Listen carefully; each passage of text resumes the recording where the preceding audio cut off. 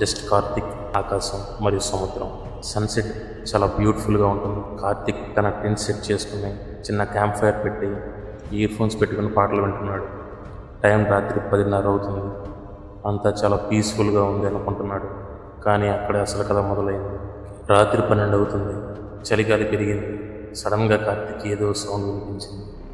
Ear phones తీసి విన్నాడు.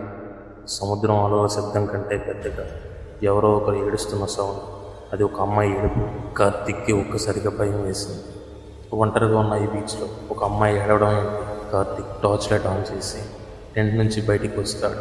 తను వేసుకున్న క్యాంప్ ఫైర్ కూడా ఆరిపోతుంది. టార్చ్ లైట్ వేస్తూ కార్తిక్ ముందుకు వెళ్తున్నాడు.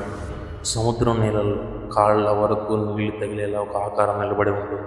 ఒక అమ్మాయి తెల్లటి డ్రెస్లో జుట్టంతా విరబూసుకుని ముఖం మొత్తం కప్పేసుకుని ఉంది.